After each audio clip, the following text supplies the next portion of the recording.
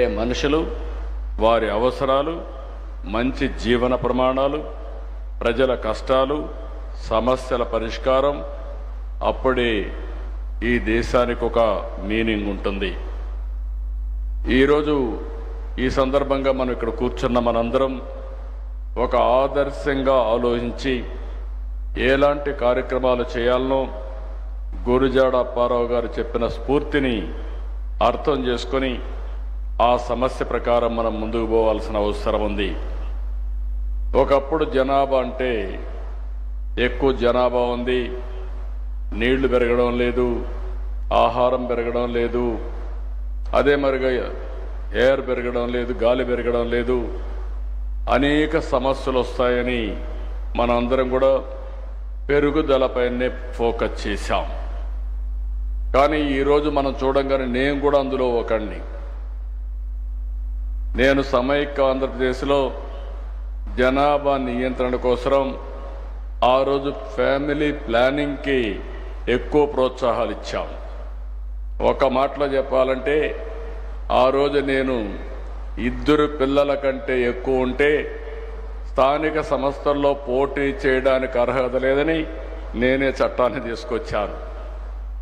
ఈరోజు మళ్ళీ వచ్చి జనాభా నియంత్రణ కాదు, జనాభా నిర్వహణ చేయాలి, దీనిపైన మీ సూచనలు ఇమ్మని ఈ సమావేశాలు అడిగామంటే అది మార్పు.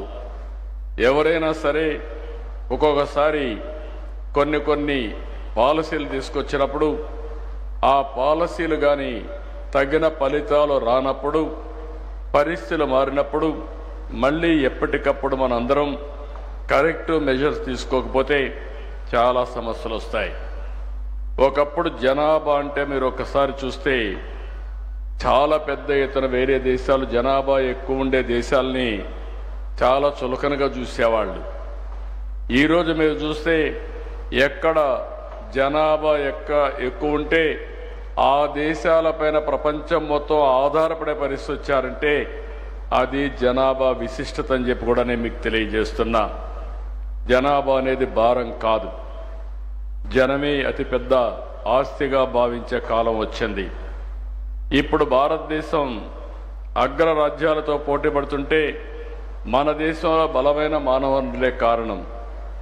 ఒకప్పుడు మన యొక్క మనుషుల్ని మనం ఒక్కసారి ఆలోచించుకుంటే ఎక్కువ జనాభా ఉన్నారు, ఈ దేశం అభివృద్ధి అవుతుందని ఆలోచించే పరిస్థితి నుంచి ఆ జనాభాని మనకు ఒక పెద్ద అడ్వాంటేజ్గా మారే పరిస్థితికి వచ్చింది.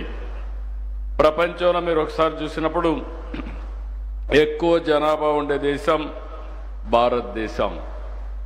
143 కోట్ల జనాభా ఉండే ఏకైక దేశం భారతదేశం.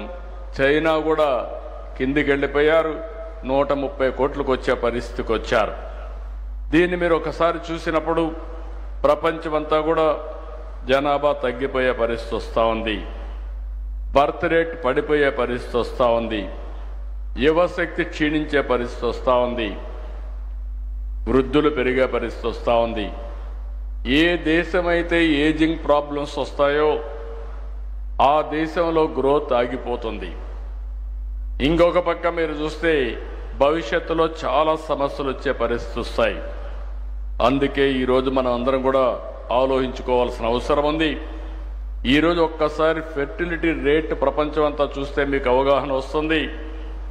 అమెరికాలో ఫెర్టిలిటీ రేట్ 1.62, యూకేలో 1.54, Hungary 1.50, France 1.49, Russia 1.47, Germany 1.46, Canada 1.33, Japan 1.23, China 1.02, ఇంకొక పక్కన సింగపూర్ 0.96.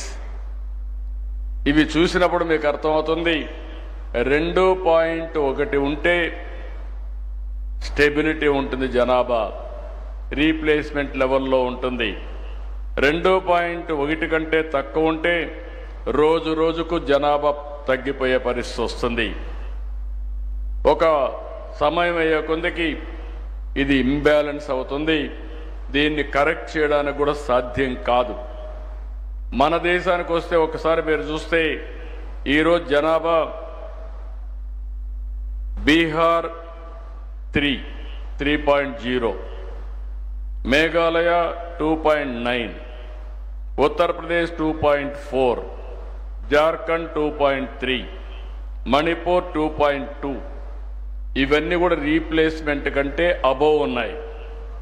అదే కిందికి వస్తే తమిళనాడు 1.8, తెలంగాణ 1.8, కేరళ 1.8, కర్ణాటక 1.7, ఆంధ్రప్రదేశ్ 1.7కు వచ్చాం. అంటే ఇప్పుడు మీరు చూసిన తర్వాత ఏ దేశాలైతే ఇబ్బందులు వస్తున్నాయో అవన్నీ కూడా మనం చూసాం. మన దేశంలో కూడా ఇప్పుడు కొన్ని అడ్వాంటేజెస్ వచ్చాయి, మనందరం గుర్తుపెట్టుకోవాలి. మొట్టమొదటిసారిగా ఆర్థిక సంస్కరణలు వచ్చింది 1991. అదే సమయంలో 1995లో టెక్నాలజీ రెవల్యూషన్ వస్తే ఫస్ట్ మోర్ అడ్వాంటేజ్ తీసుకున్న వాళ్ళం భారతీయులు, అందులో తెలుగు వాళ్ళు. దాన్ని నేను గర్వపడుతున్నా. 25 సంవత్సరాల కంటే ముందు మనం అవలంబించిన ఐటీ వల్ల ఈరోజు ప్రపంచంలోనే భారతీయులు నెంబర్ 1 అయితే అందులో అగ్రస్థానంలో ఉండేది తెలుగు జాతి అని ఈ సందర్భంగా మీ అందరికీ గుర్తు చేస్తున్నాను. అలాంటి సందర్భంలో ఈరోజు మనం చూసినప్పుడు ఈరోజు ఒక ఆర్టికల్ చూస్తే నాకు ఎంతో ఆనందం కలిగింది. ఇటీవల మీరు ఎక్కడికి పోయినా మీరు చూస్తూ ఉంటే ఎక్కువ అమెరికాలో ఈరోజు అమెరికాలో సంపన్న భారతీయం 43 దేశాలకు చెందిన 125 మంది బిలియనియర్లో మన వాళ్ళు 12 మంది ఉన్నారు. అంటే 10% బిలియనియర్స్ మనవాళ్లే ఉన్నారు ప్రపంచంలో. ఇండియాలో ఉండేవాళ్ళు కాదు, అమెరికాలో ఉండేవాళ్ళల్లో వేరే దేశాల్లో కూడా వీళ్ళే ఉన్నారంటే ఈరోజు ఏమాత్రం కూడా సందేహం లేదు. ప్రపంచంలో హైయెస్ట్ పర్ క్యాపిటా ఇన్కమ్ ఎవరంటే మొన్నటి వరకు జూయిష్ ఉండేవాళ్ళు, ఇప్పుడు భారతీయులని చెప్పడానికి నేను గర్వపడుతున్నానని చెప్పి కూడా నేను మీకు తెలియజేస్తున్నా. అది జనాభా ప్రభావం. మూడోది, మన దేశంలో ఇప్పుడుండే జనాభా ఎగ్జాక్ట్గా రాబోయే 20 సంవత్సరాలు 2047 వరకు డెమోగ్రఫిక్ అడ్వాంటేజ్ ఉంటుంది. అది కూడా సౌత్ ఇండియా వల్ల కాదు, బీహార్, యూపీ కొన్ని రాష్ట్రాల వల్ల, పెద్ద రాష్ట్రాల వల్ల. అయితే ఇది రాబోయే రోజుల్లో అక్కడ కూడా డిసడ్వాంటేజ్ వస్తుంది. ఈ విషయంలో మనం ఒక్కసారి గుర్తుపెట్టుకోవాలి. మీలో కూడా ఒక ఆలోచన రేకెత్తించడానికే నేను ఈ విషయాలన్నీ చెప్తున్నాను. ఒక చైతన్యం తేవడానికి నేను ప్రయత్నం చేస్తున్నాను. మనలో అనేక ఆలోచనలు ఉంటాయి, అనేక సమస్యలు ఉంటాయి. సమస్యలు కూడా పరిష్కార మార్గాలు ఉంటాయి. ఆ పరిష్కార మార్గాలు సరైన సమయంలో మనం అవలంబిస్తే మనం విజేతలు అవుతాం. అది చేయలేకపోతే మనం కూడా రాబోయే రోజుల్లో సమస్యల సుడిగుండంలో మనం కూడా కలిసిపోయే పరిస్థితి వస్తుంది. అందుకే 2047 వరకు మనకి అడ్వాంటేజ్ ఉంటుంది. నేను ఇంకొక మాట కూడా చెప్తున్నాను. ఇక్కడ భారతదేశంలో మీరు ఒకసారి చూస్తే right time, right leader, right place, అదే నరేంద్ర మోడీ ప్రధానమంత్రిగా ఉండడం కూడా ఒక అడ్వాంటేజ్ అని చెప్పి మీ అందరికీ తెలియజేస్తున్నా. దీనివల్ల లాభం ఏంటని మీరు ఆలోచిస్తే ఒక సుస్థిరమైన పాలన, ఒక స్టెబిలిటీ, అదే మరి ఆర్థిక అభివృద్ధి. అదే కాకుండా మొన్నే మీరు ఒకసారి ఆర్టికల్ చూస్తే ప్రపంచంలో ఇన్క్లూజివ్ గ్రోత్ రేట్లో మనం 4వ ప్లేస్లో ఉన్నాం. అమెరికాలో ఆర్థిక వ్యవస్థలు మనకంటే ఎక్కువ ఉన్నాయి, చైనాలో ఎక్కువ ఉన్నాయి, చాలా దేశాల్లో ఎక్కువ ఉన్నాయి. అలాంటి తక్కువ ఉండే దేశంలో 4వ ప్లేస్ భారతదేశం ఉందంటే నేను గర్వపడుతున్నానని చెప్పి కూడా నేను మీకు తెలియజేస్తున్నా. దీన్ని ఇంకా కూడా మనం కరెక్ట్ చేసుకునే అవకాశాలు ఉన్నాయి. ఇప్పుడే ఎకనామిక్ అడ్వైజర్ ఇక్కడ ఉన్నారు ప్రధానమంత్రి గారికి. వారికి ఒకటే విజ్ఞప్తి చేస్తున్నా, మనం తీసుకునే పబ్లిక్ పాలసీలు మనం తీసుకునే విధానాలు ఆర్థిక అసమానతలు తగ్గించి అందరికీ మెరుగైన జీవన ప్రమాణాలు ఇవ్వగలిగితే అదే నిజమైన స్వాతంత్రం, అదే నిజమైనటువంటి సుస్థిరత. దానికి దోహదం చేసే విధంగా వారు ముందుకు పోవాల్సిన అవసరం ఉంది. ఈరోజు ఇంకొక పక్కన మీరు ఎన్ని చూసినప్పుడు ఈరోజు కొన్ని దేశాలు ప్రోత్సాహాలు ఇస్తున్నారు. నేను ఇప్పుడు చెప్పాను జనాభా తగ్గిపోతా ఉందని.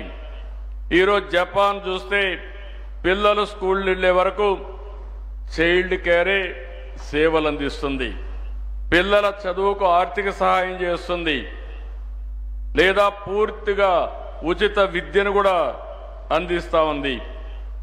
ఫ్యామిలీ ఫ్రెండ్లీ పని విధానాల పేరుతో కుటుంబానికి అనువుగా జాబ్ చేసే విధానాన్ని మార్చే పరిస్థితి తీసుకొచ్చారు. ఇప్పుడు కూడా మన వాళ్ళు చాలా మంది సజెషన్ ఇచ్చే పరిస్థితికి వచ్చారు. ఎక్కువ మంది పిల్లలుంటే ఇల్లు కట్టుకోవడానికి ఆర్థిక సహాయంతో పాటు తక్కువ రెంట్తో అద్దెకు కూడా ఇండ్లు ఇచ్చే పరిస్థితికి వచ్చారు. ఇంకొక పక్క దక్షిణ కొరియా మీరు ఒకసారి చూస్తే పిల్లలు కన్న వారికి నెలవారీగా ప్రత్యక్ష నగదు బహుమతులు ఇస్తున్నారు, వివాహం కాన్పులకు సహాయం చేస్తున్నారు, ఐవీఎఫ్ గర్భధారణకు ఆర్థిక సహాయం చేస్తున్నారు. సింగపూర్ను చూస్తే బేబీ బోనస్ స్కీమ్ కింద పుట్టిన ప్రతి శిశువు కోసం కొంత డబ్బుల్ని బహుమానంగా ఇస్తున్నారు. పిల్లలు కనే వారికి మ్యాచ్ సేవింగ్స్ కింద ప్రభుత్వ సొమ్ము కూడా ఇచ్చి పిల్లల ఖాతాలో అకౌంట్లు వేస్తున్నారు. ఫ్రాన్స్లో చూస్తే చైల్డ్ అలవెన్స్ కింద 2 లేదా అంతకంటే ఎక్కువ పిల్లలున్న కుటుంబాలకి ప్రత్యేక ప్యాకేజీలు ఇస్తున్నారు. ఫ్రెండ్లీ వర్క్ పాలసీల కింద మహిళల్ని పని సమయాలు కుటుంబానికి అనుగుణంగా మార్పులు తీసుకొచ్చారు. రష్యా రెండవ బిడ్డను కంటే పెద్ద మొత్తంతో నగదు అందజేసే పరిస్థితికి వచ్చారు. ఫ్రీ హెల్త్ కేర్ కింద గర్భిణీలకు ఉచిత వైద్య సదుపాయం ఎన్ని కల్పిస్తున్నారు. హంగేరీ 4 లేదా అంతకంటే ఎక్కువ మంది పిల్లలుంటే కుటుంబాలకు జీవితాంతం ఆదాయ పన్ను రద్దు చేస్తున్నారు. పెద్ద కుటుంబాలకు ఉచితంగా కార్లు పంపిణీ చేస్తున్నారు.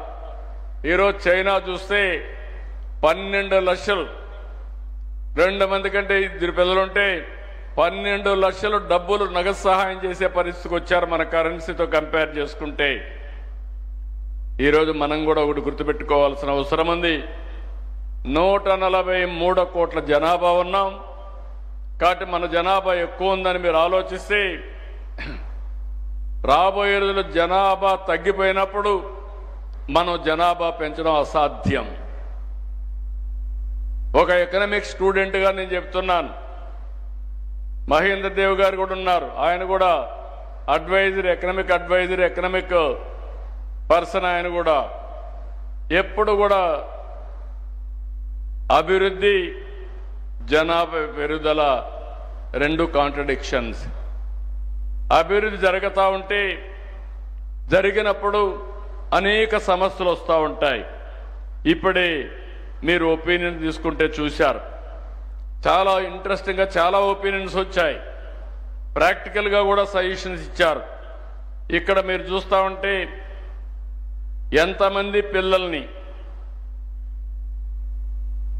How many children do you think is ideal for a family in Andhra Pradesh అంటే టుడేస్ రిలవెన్స్ అంటే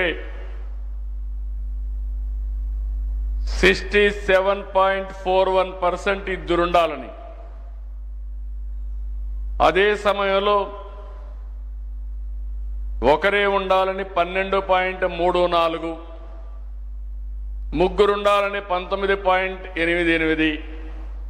మీ అభిప్రాయాలు చూసిన తర్వాత ఇదే జరిగితే కరెక్ట్గా 2+ ఉంటుంది జనాభా, ఫెర్టిలిటీ రేట్ పెరుగుతుంది. దీనివల్ల జనాభా సమస్య రాదు, నిర్వహణ పర్ఫెక్ట్గా జరుగుతుంది. దీన్ని అమలు చేయాలంటే మాత్రం ఇంకా మన దగ్గర సొల్యూషన్ కూడా లేదు.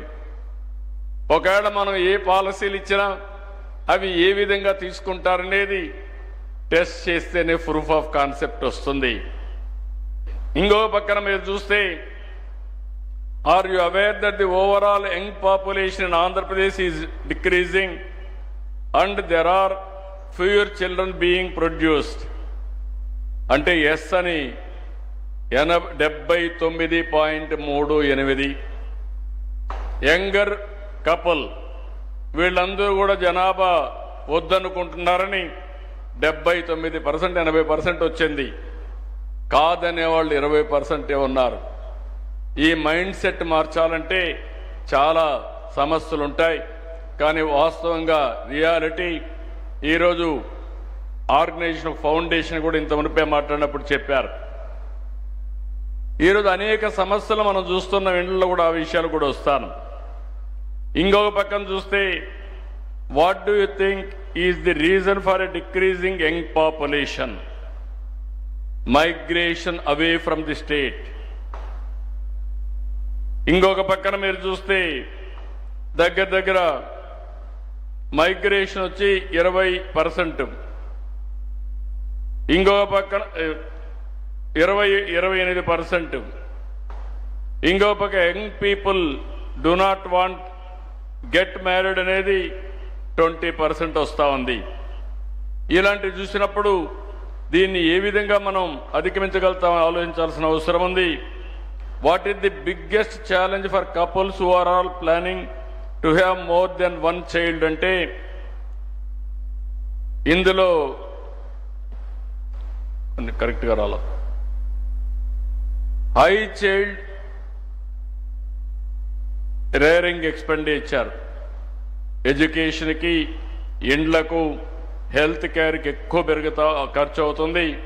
కాబట్టి మేము భరించలేమని చెప్పేవాళ్ళు హైయెస్ట్ 418 మంది వచ్చారు. నో స్టేబుల్ ఇన్కమ్ ఆర్ ఉద్యోగం ఏదైనా కానీ 337. ఈ రెండే ప్రధాన కారణాలుగా కనపడొస్తున్నాయి. ఈ రెండు ప్రధాన కారణాలైనప్పుడు దీన్ని అధిగమించాలంటే inclusive growth rate, better living standards తప్ప వేరే మార్గం లేదు. What kind of support do elder people need the most అంటే ఈరోజు ఇక్కడ చూసినప్పుడు easy access to nearby hospitals or doctors 44%, regular pension without delay 33.95. మిగిలిన రీజన్స్ అన్నీ చిన్నవన్నీ ఉన్నాయి. Do you think children grow up better in a joint family setup అన్నప్పుడు 68% yes అంటున్నారు. ఇంకొక పక్క సమ్ టైమ్స్ అనేవాళ్ళు 24% ఉన్నారు. న్యూక్లియర్ ఫ్యామిలీస్ అనేవాళ్ళు ఓన్లీ 6.54. సామాజిక మార్పుల వల్ల ఈరోజు మనందరం కూడా ఆర్థిక స్వావలంబన వచ్చినాక డబ్బులు వస్తూ ఉంటే మన ఆలోచన విధానాలే మారిపోతున్నాయి. ఒకప్పుడు జాయింట్ ఫ్యామిలీస్ ఉండేటివి, పెద్దలు ఉండేవాళ్ళు. ఇప్పుడు రాను అలాంటి జాయింట్ ఫ్యామిలీస్ అన్ని డివైడ్ అయిపోయి more and more nuclear families వస్తున్నాయి. అంటే ఒకప్పుడు నేను ఎప్పుడూ చెప్పేవాడిని, Indian families are best in the world. మీరందరూ ఒకటి గుర్తుపెట్టుకోవాల్సిన అవసరం ఉంది.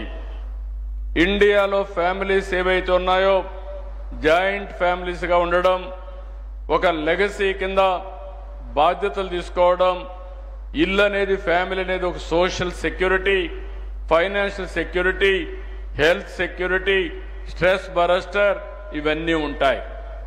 అదే ఇద్దరే ఉండే ఫ్యామిలీస్, వైఫ్ అండ్ హస్బెండ్ ఉంటే ఇద్దరు బయట పోతే పిల్లల్ని ఎవరు చూసుకోవాలో తెలియకుండా అసలు పిల్లలే వద్దనుకునే పరిస్థితి వస్తూ ఉంది.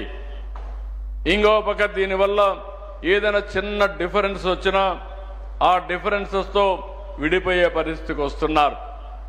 కనీసం మంచి చెడులు చెప్పే అవకాశాలు కూడా కుటుంబాలకు లేకుండా పోయే పరిస్థితి వస్తున్నాయి. ఆ కుటుంబంలో ఏం జరుగుతుందో కూడా తెలియని పరిస్థితి వస్తూ ఉంది. మనకు వారసత్వంగా వచ్చింది కుటుంబ వ్యవస్థ. ఆ కుటుంబ వ్యవస్థ, జాయింట్ ఫ్యామిలీ వ్యవస్థను కాపాడుకునే బాధ్యత మనందరిపైన ఉందని చెప్పి కూడా నేను మీకు తెలియజేస్తున్నా. మొన్నటి వరకు ప్రభుత్వంలో ప్రతి ఒక్క వ్యక్తికి 5 కేజీల బియ్యం ఇచ్చేవాళ్ళం. 5 మంది ఉంటే 25 కేజీలు ఇస్తాం. 5 మంది కంటే పైనుంటే బియ్యం ఇవ్వం, రేషన్ ఉండదు. దీనివల్ల ఫ్యామిలీలు more and more ration card కావాలనే పరిస్థితికి వచ్చారు.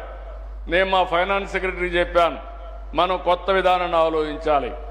అవసరమైతే 10 మంది ఉండే కుటుంబానికి 10 × 5 50 కేజీలు కాకుండా ఇంకొక 5-10 కేజీలు అదనంగా ఉంటే ఇస్తే అది ఇన్సెంటివ్గా ఉంటుంది. దానివల్ల కుటుంబం కలిసి ఉంటుంది. ఇలాంటి పాలసీస్ మనం తీసుకురావాల్సిన అవసరం ఉంది. ఇప్పుడు ఇల్లు కడుతున్నాం. ఇల్లు కడితే గవర్నమెంట్ సింగిల్ బెడ్రూమ్ ఇస్తున్నాం. ఫ్యామిలీ డివైడ్ అయితే సింగిల్ బెడ్రూమే ఇస్తున్నాం.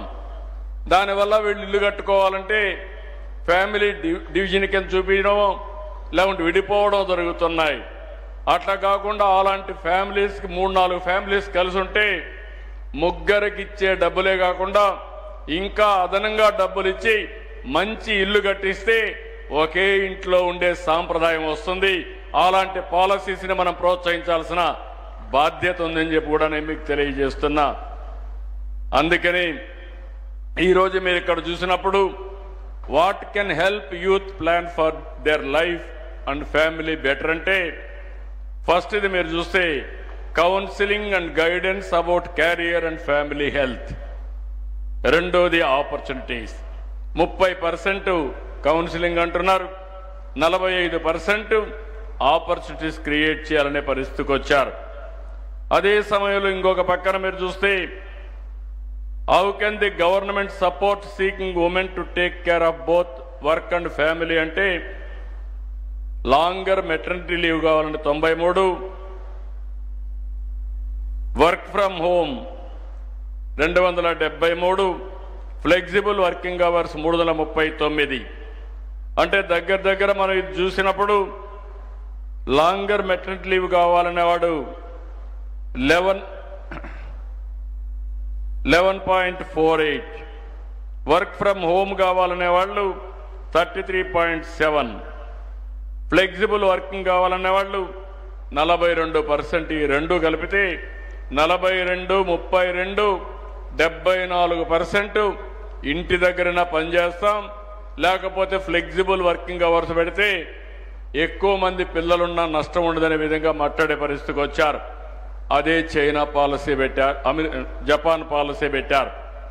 మనం కూడా అలాంటి ఫ్లెక్సిబుల్ పాలసీస్, నవేడేస్ టెక్నాలజీ వచ్చింది, ఎక్కడున్నా పనిచేసే అవకాశాలు వచ్చాయి.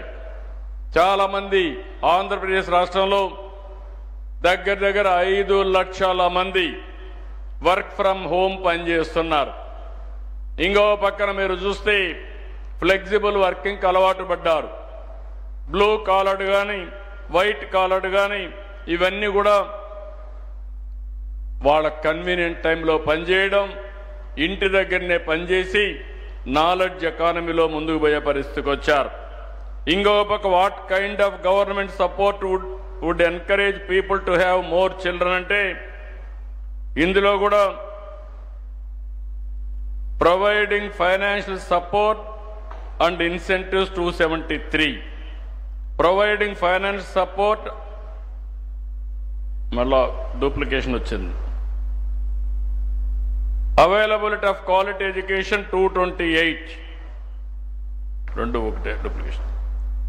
ఇప్పుడే ఇమ్మన్నాను ఇచ్చారు, దానివల్ల ఇవన్నీ వచ్చాయి. నేనేమంటున్నానంటే ఇప్పుడు బ్రాడ్గా మీరు ఒకసారి ఈ డేటా చూశారు.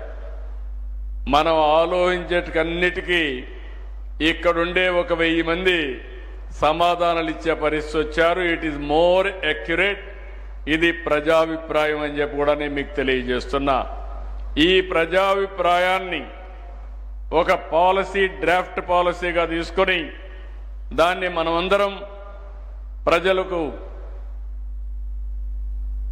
ప్రవేశపెట్టి వాళ్ళు ఇచ్చే ఒపీనియన్స్ కూడా తీసుకొని రాబోయే రోజుల్లో ఫస్ట్ టైం మీ అందరికీ నేను విజ్ఞప్తి చేస్తున్నా, ఈరోజు ఒక మంచి పాలసీని మనం తీసుకొస్తాం.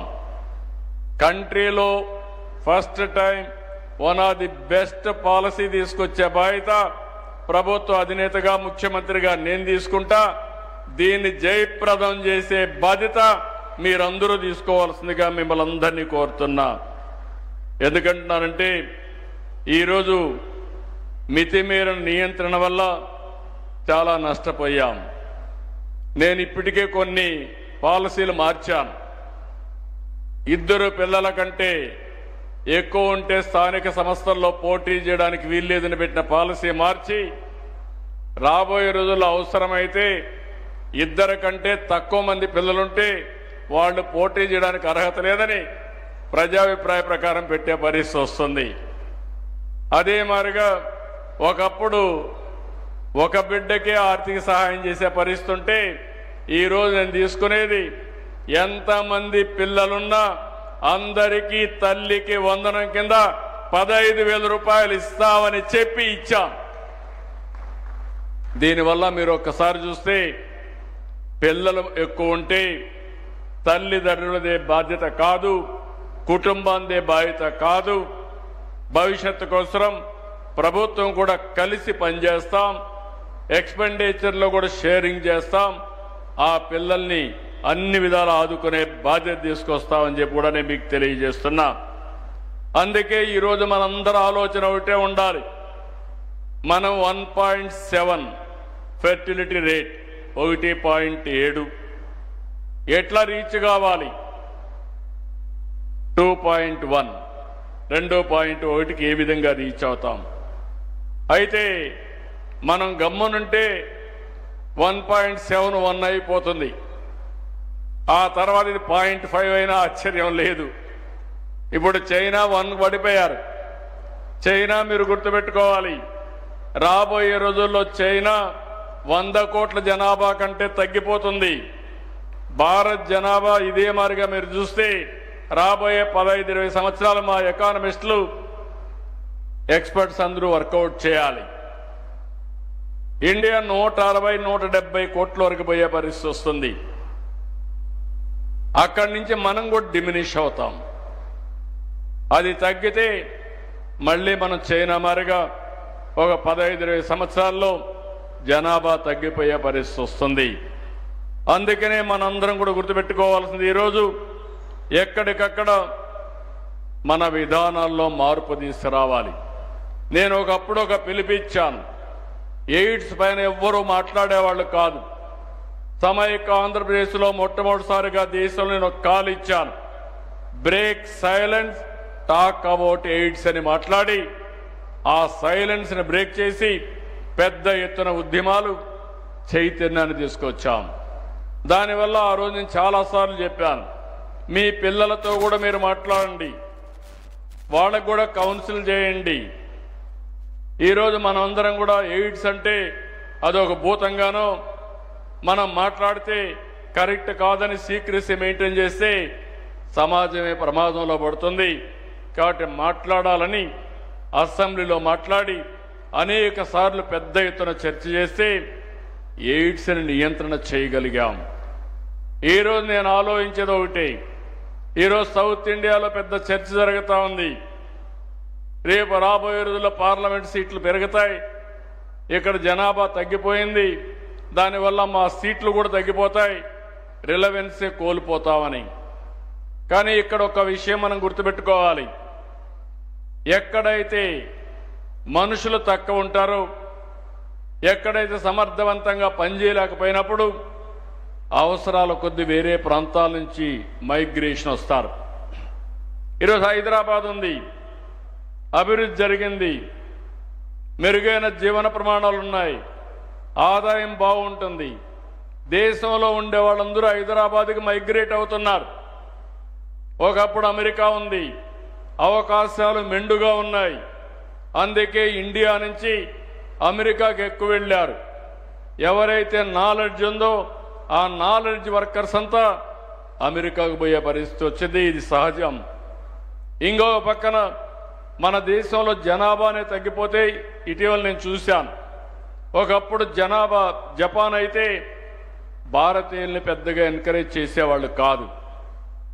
ఇప్పుడు వాళ్లే మన వాళ్ళు కావాలని అడిగే పరిస్థితికి వచ్చారు.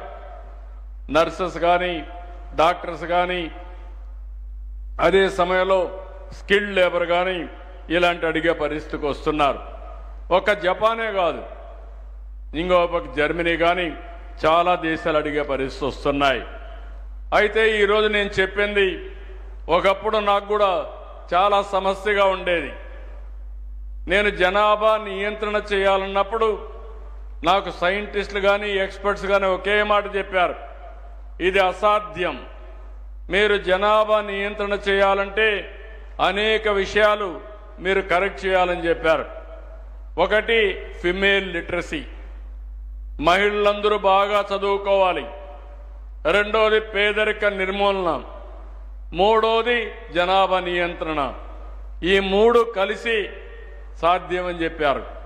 నేను ఆ రోజు ఒకే మాట చెప్పాను, ఒక్కొక్కసారి మూడు ఒకటేసారి చేయాలంటే సాధ్యం కాదు. మొట్టమొదటిసారిగా జనాభా నియంత్రణ చేద్దాం, తద్వారా రెండు కూడా పెంచుతామని చెప్పి ముందుకు పోయాం, సక్సెస్ అయ్యాం.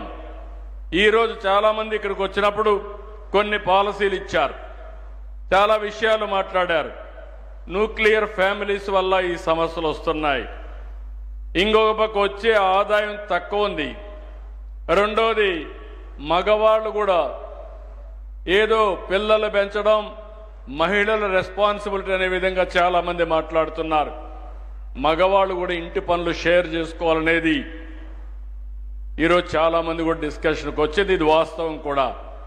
నేను ఒకప్పుడు మీరు గుర్తుపెట్టుకోవాలి, నేను ఎప్పుడు కూడా మహిళా పక్షపాతిని. ఇప్పుడే కాదు, మొదటి నుంచి కూడా. ఒక మాటలో చెప్పాలంటే మహిళలకు న్యాయం చేసిన పార్టీ, మహిళా శక్తిని గుర్తించిన పార్టీ తెలుగుదేశం పార్టీ, నందమూరి తారక రామారావు గారు. ఫస్ట్ టైం ఆస్తిలో సమాన హక్కు తీసుకొచ్చాడు. అంత మునుపు ఆడవాళ్ళకైతే ఆస్తిలో సమాన హక్కు లేదు, పెళ్లి చేసి బయట పంపించేసేవాళ్ళు. రెండో చదివించేవాళ్ళు కాదు, మగ పిల్లవాడే చదివించి ఆడపిల్ల అయితే పెంచి పెళ్లి చేసే బాధ్యత తీసుకునేవాళ్ళు. అక్కడి నుంచి మహిళా యూనివర్సిటీ పెట్టింది నందమూరి తారక రామారావు గారు. ఆ తర్వాత నేను వచ్చిన తర్వాత ఇంటికే పరిమితమైన ఆడబిడ్డల్ని డాక్రా సంఘాలు పెట్టి, మెప్మా సంఘాలు పెట్టి మీ ఆదాయం పెంచాలని, మీ పరపతి పెంచాలనే ఉద్దేశంతో ముందుకు పోయాను. ఎన్నో చేయలేకపోయాం. కానీ ఈరోజు మీరు చూస్తే ఆ రోజు పెట్టిన డాక్రా సంఘాలు ఇప్పుడే కాదు భవిష్యత్తుకు కూడా బ్రహ్మాండంగా పనిచేసే పరిస్థితి వచ్చిందంటే అది మహిళల్లో ఉండే ఆలోచన విధానం. నేను ఈరోజు పెట్టలేదు, సమైక్య ఆంధ్రప్రదేశ్లో దేశంలో మొట్టమొదటిసారిగా వంట గ్యాస్ సిలిండర్లు ఇచ్చాను. మా తల్లి కష్టాన్ని నేను చూశాను. మా తల్లి ఒకప్పుడు వంట చేయాలంటే కట్టెల పొయ్యితో చేసి బయట వస్తే కళ్ళల్లో నీళ్లు వస్తామంటే అవి చూసినప్పుడు నాకు అనిపించేది ఎంత కష్టపడుతున్నారని. కడుపులోకి పొగబోయేది. అది చూసిన తర్వాత నేను ఆలోచించాను, నా ఆడబిడ్డలు ఎవ్వరికీ ఇలాంటి పరిస్థితి రాకూడదని దేశంలో మొట్టమొదటిసారిగా వంట గ్యాస్ సిలిండర్లు ఉచితంగా ఇప్పించి ప్రోత్సహించింది తెలుగుదేశం ప్రభుత్వం అని చెప్పి నేను మీకు తెలియజేస్తున్నా. అప్పుడు జోక్ కింద నేను చెప్పేవాడిని, నిన్నటి వరకు వంట చేయడం కష్టం, ఇప్పుడు గ్యాస్ వచ్చింది, మగవాళ్ళు మీరు కూడా సహకరించండి, మీరు కూడా వంట చేసి నేర్చుకోండి, తప్పు లేదు. దీనివల్ల మీకు కూడా ఒకసారి స్ట్రెస్ బరస్ట్గా పనిచేస్తుంది. ఆడబిడ్డలు డబ్బులు సంపాదించడానికి బయట పోతే మీరు ఇంటి దగ్గర వచ్చినప్పుడు ఒక కాఫీ పెట్టి ఇవ్వండి, చాలా వరకు ఉపయోగపడుతుందని ప్రోత్సహించాను. ఇప్పుడైతే 3 గ్యాస్ సిలిండర్లు ఉచితంగా ఆడబిడ్డలకు ఇస్తున్నారు. ఒకప్పుడు మీరు చూస్తే కాలేజీల్లో సీట్లు చాలా ప్రత్యేకంగా ఉద్యోగాలు కూడా వచ్చేటివి కాదు. ఆ రోజు నేను ఆలోచించాను, ఆడబిడ్డల్ని ప్రోత్సహించాలని 33% ఉద్యోగాల్లో కాలేజీల్లో సీట్లు పెట్టాం, రిజర్వేషన్ చేశాను. కొంతమంది అన్నారు మేము చదువుకోవాలంటే సీట్లు రావు కదా, 33% రిజర్వేషన్ ఉన్నాయి, మెరిట్లో వస్తారు, 50-60% వస్తారంటే లాట్ ఆఫ్ బ్యాక్లాగ్ ఉంది. మీరందరూ ముందుకు పోయారు. ఇప్పుడు మీరు కొంతవరకు నియంత్రణ చేసి ఆడబిడ్డలు చదువుకుంటే మంచిదే అన్నాను. ఆ ఒక్క పాలసీతో ఈరోజు చూస్తే వరకట్నాలు లేవు, భార్యాభర్తలపైన వివక్షత లేదు. ఈరోజు ఇంకొక మాటలో చెప్పాలి, నాలెడ్జ్ ఎకానమీలో ఐటీలో మీరు చూస్తే నేను ఎవరు వచ్చినా భార్యాభర్త ఇద్దరు ఐటీలో ఉంటారు. నేను అడుగుతున్నాను ఎవరి ఆదాయం ఎంత అని. నాకు వచ్చిన వాళ్ళలో 100లో 170% ఆడబిడ్డల ఆదాయమే, భార్యల ఆదాయమే ఎక్కువ ఉంది భర్తల కంటే. ఇదో గ్రేట్ రిఫార్మ్ ఇది. అంటే శక్తి సామర్థ్యాల్లో ఆడబిడ్డలు తక్కువ కాదు, ఆ విషయం మీరు గుర్తుపెట్టుకోవాలి. తెలివితేటల్లో మీరు తక్కువ కాదు. ఒకప్పుడు అలాంటి సైకలాజికల్ ఫీలింగ్ ఇచ్చారు. ఆ సైకలాజికల్ ఫీలింగ్ ఏంటంటే శారీరకంగా ఆడవాళ్ళు ఎక్కువ పని చేయలేరని, మగవాళ్లకు పని చేస్తే రేట్ ఎక్కువ, ఆడవాళ్ళు పని చేస్తే రేటు తక్కువ వ్యవసాయ పనుల్లో. ఇది మోడర్న్ ఏజ్, ఇన్ఫర్మేషన్ ఏజ్. ఇది ఈ సమయంలో మీరు ఒకటి గుర్తుపెట్టుకోవాలి, మగవాళ్ళ కంటే ఆడవాళ్ళు ఎక్కువ ఫోకస్ ఉంది. ఆ ఫోకస్ వల్ల మీ ఆదాయాలు కూడా బాగా పెరిగే పరిస్థితి వస్తూ ఉంది. నేను రెండో విషయం కూడా చెప్పేవాడిని, జనాభాలో 50% ఆడబిడ్డలు, 50% ఇంటికే పరిమితమయ్యి పిల్లలు కనడానికే పరిమితమైతే ఆర్థికంగా కూడా మనం పైకి రాము. రెండోది ఆర్థిక అసమానతలు ఉంటాయి. ఒకప్పుడు మీరు ఒకటి గుర్తుపెట్టుకోవాలి, ఇక్కడ ఉండే ఉమెన్ అంతా కూడా మనకు ఒక ట్రెడిషన్ ఉంది, ఉండేది పిల్లలు పుడితే తల్లిదండ్రుల మీద, తండ్రి పైన ఆధారపడేవాళ్ళు. తల్లి పైన కాదు, తండ్రి మనకు ఏదైనా డబ్బులు కావాలంటే ఇచ్చేవాడు, ఆడబిడ్డకైనా మగబిడ్డకైనా. పెళ్ళి అవుతానే భర్త, 10 రూపాయలు కావాలంటే భర్తే ఇవ్వాలి. మళ్ళా ముసలివాళ్ళు అవుతానే మళ్ళా కొడుకు పైన ఆధారపడాలి. ఏదైనా ఒక సరదా, సినిమాకు పోవాలన్నా పర్మిషన్ తీసుకోవాలి, షాపింగ్ పోవాలన్నా పర్మిషన్ తీసుకోవాలి. అదే మగపిల్లలకు అవసరం లేదు. ఇలాంటి అనేక వివక్షతలుంటే అవన్నీ రూపుమాపాం.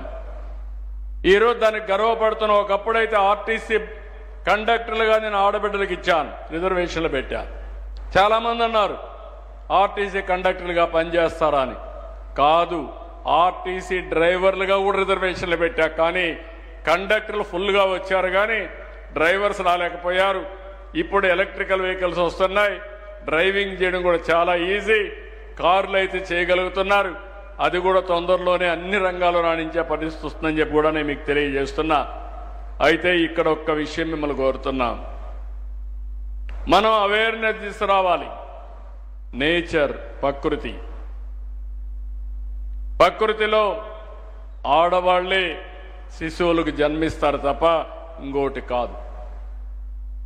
అలాంటప్పుడు ఎలాంటి మార్పులు తీసుకురావాలనో, జనాభా నియంత్రణ గురించి ఒకప్పుడు నియంత్రణ అన్నాం, ఇప్పుడు జనాభా నిర్వహణ. ఇందులో అందరూ కూడా భాగస్వాములు కావాలి. మగవాళ్ళు కూడా షేర్ చేసుకోవడం, ఎకనామిక్ సపోర్ట్ ఇవ్వడం, చైల్డ్ కేర్ సపోర్ట్ పెట్టడం, గవర్నమెంట్ కూడా పాలసీస్ మార్చడం, న్యూట్రిషన్ కూడా బ్యాలెన్స్ చేయడం. ఇలాంటి 1-2 కాదు, ఈరోజు డ్రాఫ్ట్ పాలసీ వస్తుంది. ఆ డ్రాఫ్ట్ పాలసీ అయిన తర్వాత ఏం చేయాలనో ఆలోచిస్తామని చెప్పి కూడా నేను మీకు తెలియజేస్తున్నా. ఇంకో పక్క ఉమ్మడి కుటుంబాలు మళ్ళీ రావాలి. దానికి కూడా మనం ఏం చేయగలుగుతామో మనందరికీ తెలుసు. కుటుంబం అనేది ఒక భద్రత.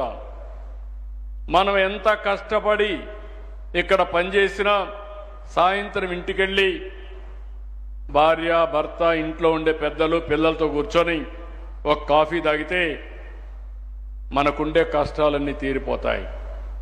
మనకేదైనా డౌట్ వస్తే మన కుటుంబ సభ్యులతో మాట్లాడుకుంటే మనకు క్లారిటీ వస్తుంది. ఇంకో పక్క ఒక హెల్త్ సెక్యూరిటీ, ఎవరికైనా బాగాలేకపోతే నా కుటుంబ సభ్యులు ఉన్నారు, చూసుకుంటారని ఒక భరోసా వస్తుంది. రేపు ఏదైనా నాకు అనారోగ్యం వచ్చినా ఇంకొకరున్నారు, వాళ్ళు మమ్మల్ని చూసుకుంటారు, హాస్పిటల్ తీసుకుపోతారని భరోసా వస్తుంది. ఇలాంటివి రావాలంటే మనందరం గుర్తుపెట్టుకోవాల్సింది మళ్ళీ ఉమ్మడి కుటుంబ విధానానికి పెద్ద కుటుంబాలకి మనం దోహదం చేయాల్సిన అవసరం ఉంది. ప్రభుత్వ పరంగా పాలసీలు అవి కూడా తీసుకొస్తామని చెప్పి కూడా నేను మీకు తెలియజేస్తున్నా.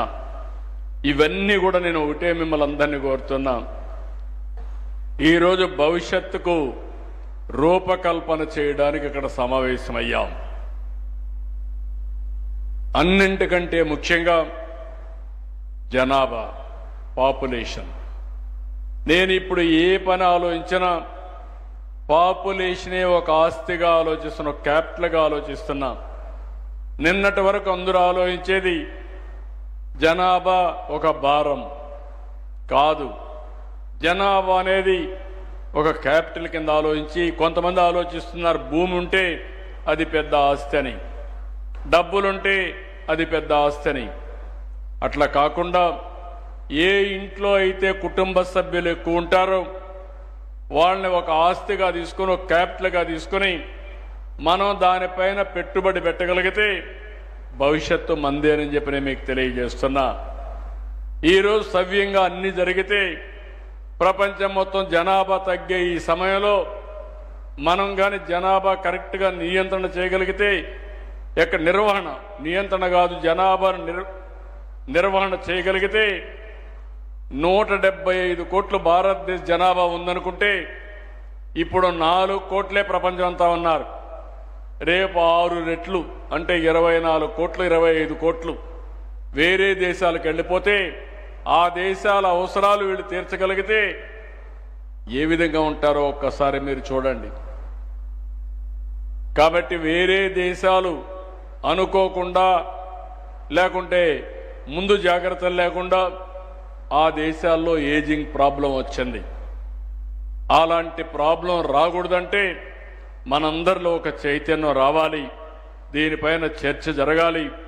చర్చ జరగడమే కాకుండా మనందరం దీనికి తగిన విధంగా కార్యక్రమాలు కూడా రూపకల్పన చేసుకోగలిగితే ఒక బ్రహ్మాండమైన భవిష్యత్తు ఉంటుంది. దీనికి మీరందరూ ఆలోచించాల్సిందిగా నేను మిమ్మల్ని కోరుకుంటూ, ఈరోజు ఒక ఆర్గనైజేషన్, మంచి ఆర్గనైజేషన్ ఇక్కడ చూస్తే కుప్పంలో నా నియోజకవర్గంలో పనిచేస్తున్నారు. వీళ్ళు నాకు అక్కడ పోయినప్పుడు బాగా ఈ పాలసీ చూసిన తర్వాత మైనా మహిళా ఫౌండేషన్ సుహని జలోతా గారు పైన కూర్చున్నారు. వారు చెప్పారు, వారి టీం వచ్చి కనపడ్డారు. ఫస్ట్ టైం నేను చూసింది జనాభా నిర్వహణ కోసం ఎలాంటి సమస్యలు ఉన్నాయో అనలైజ్ చేసి కపుల్స్ని పిలిపించి కౌన్సిలింగ్ చేసి వాళ్ళతో మాట్లాడి వాళ్లకుండే సందేహాలు నివృత్తి చేస్తూ జనాభా నిర్వహణ కోసం పనిచేసే మొదటి సంస్థగా నేను చూసా. వారిని మనస్ఫూర్తిగా అభినందిస్తున్నా. మొన్నటి వరకు ఫ్యామిలీ ప్లానింగ్ కోసం పనిచేశారు, ఇప్పుడు పాపులేషన్ మేనేజ్మెంట్ కోసం పనిచేయాల్సిన అవసరం ఉంది. This is the right time. నిన్నటి వరకు ఒక లెవెల్లో పోయాం థింకింగ్ ప్రాసెస్లో, ఇప్పటి నుంచి మన ఆలోచన విధానాన్ని మార్చి మళ్ళీ భావితరాల భవిష్యత్తు కోసం, మన భవిష్యత్తు కోసం, సమాజ మనుగడ కోసం ఆలోచించాల్సిందిగా కోరుకుంటూ, మీరందరూ కూడా 2047 విజన్ డాక్యుమెంట్ వికసిత్ భారత్ ఉంది, స్వర్ణ ఆంధ్రప్రదేశ్ 2047 ఉంది. అది జయప్రదం కావాలంటే ఇది కూడా జనాభా నిర్వహణ కూడా చాలా ముఖ్యం. దానికి మీరందరూ సహకరించవలసిందిగా నేను కోరుకుంటూ, ఇప్పుడు మీకు ఏ డౌట్స్ ఉన్నా మీరు అడిగే అవకాశం ఉంటుంది. జనాభానే మన ఆస్తి, జనాభానే మన సంస్థ. మనకు దానికి ఏ మాత్రం కూడా నాకు అనుమానం లేదు. ఈరోజు ప్రపంచంలో మీరు ఏ దేశానికైనా వెళ్ళండి, పాష్ లొకాలిటీకి వెళ్ళండి, మీరు హిందీలో మాట్లాడండి లేదంటే తెలుగులో మాట్లాడండి, మీరు మాట్లాడితే ఒక 50 మంది వచ్చి మిమ్మల్ని పలకరించే పరిస్థితికి వస్తారు. అది మన శక్తి. ఇప్పుడు నాలెడ్జ్ ఎకానమీలో ప్రపంచంలో ఉండే అవకాశాలను అందిపుచ్చుకుంటున్నటువంటి దేశం భారతదేశం. నాకు అనుమానం లేదు, 25 సంవత్సరాలు మార్పు వచ్చింది, ఇంకొక 25 సంవత్సరాల్లో పెను మార్పులు వస్తాయి. దానికి మనం సిద్ధంగా ఉండాలని అందరినీ కోరుకుంటూ ఈరోజు ఈ కార్యక్రమానికి వచ్చిన మిమ్మల్ని అందరినీ పేరు పేరున మనస్ఫూర్తిగా అభినందిస్తూ మీరిచ్చిన అమూల్యమైన సూచనలకి మనస్ఫూర్తిగా ధన్యవాదాలు తెలియజేసుకుంటూ మీ అందరి దగ్గర సెలవు తీసుకుంటున్నా. జై హింద్, జై జన్మభూమి. Thank you, sir. Thank you so much for the valuable message. Human capital, gender equality, what not, everything, which is why India and the world is admiring your brain, sir. అత్యద్భుతమైన సందేశంతో అందరిలోనూ నూతన ఉత్తేజాన్ని నింపిన